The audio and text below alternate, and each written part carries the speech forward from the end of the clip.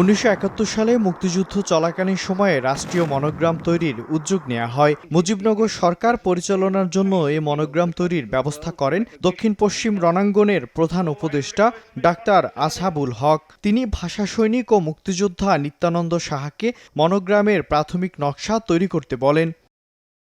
1971 সালে 2 এপ্রিল নকশাটি প্রস্তুত করেন ডাক্তার আসহাবুল হকের কাছে জমা দেন নিত্যানন্দ সাহা। প্রাথমিকভাবে সেই মনোগ্রাম দিয়ে মুজিবনগর সরকারের রাষ্ট্রীয় কাজে ব্যবহার করা হয়। তৎকালীন মুজিবনগর সরকারের ব্যবহৃত এই সিলমোহরটি ছিল গোলাকৃতির, মাঝখানে বাংলাদেশের মানচিত্র ও চারপাশে গণপ্রজাতন্ত্রী বাংলাদেশ সরকার লেখা।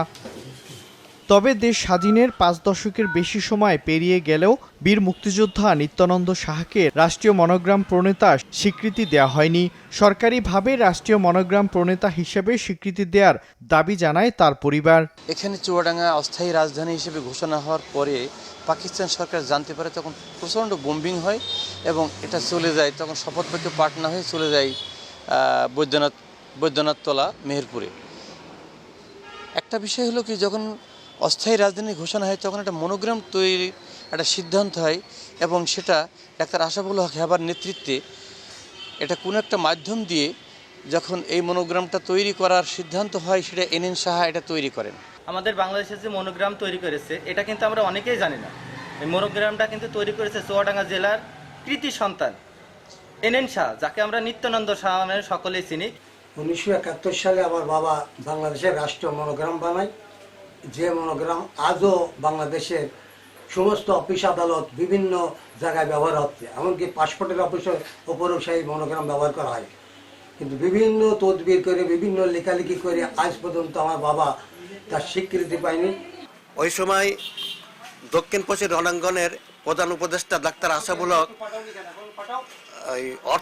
অর্থ সম্পাদক দোস্তমত আনসারিকে বাবার কাছে পাঠান এবং ওনার দপ্তরে ডেকে নিয়ে যান এবং তিনি বলেন যে দক্ষিণ পশ্চিম রণাঙ্গনে একটা ম্যাপ সহ সিলমোহর করতে হবে, তো কী করলে হয়। তো বাবা তখন 3টে ডিজাইন করে ওনাকে দেখান, তার মধ্যে একটা ডিজাইন তিনি পছন্দ করেন এবং সেটা হলো মুজিবনগর সরকারের হলো মনোগ্রাম হিসাবে ব্যবহৃত করা হয়। স্বাধীনতার 55 বছর পেরিয়ে গেলেও রাষ্ট্রীয় মনোগ্রাম প্রণেতা এনএন সাহা এখনো কোনো স্বীকৃতি পাননি।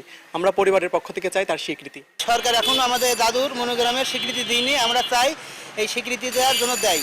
সরকারি তালিকায় মুক্তিযোদ্ধা হিসেবে নিত্যানন্দ সাহার স্বীকৃতি থাকলেও মনোগ্রাম প্রণেতা হিসেবে তার নাম নথিভুক্ত নেই। এনএন সাহা একজন গেজেটভুক্ত মুক্তিযোদ্ধা, তার গেজেট নাম্বার 292, কিন্তু উনি যে একজন মনোগ্রাম প্রণেতা, এই ধরনের কোনো মন্তব্য এখানে নাই বা আমাদের জানা নাই। এটা মুক্তিযোদ্ধা মন্ত্রণালয় এটা বলতে পারবে। দীর্ঘদিন পর হলেও নিত্যানন্দ সাহাকে রাষ্ট্রীয় স্বীকৃতি দেওয়া হবে এমনটাই প্রত্যাশা পরিবার ও এলাকাবাসীর। সময় সংবাদ, চুয়াডাঙ্গা।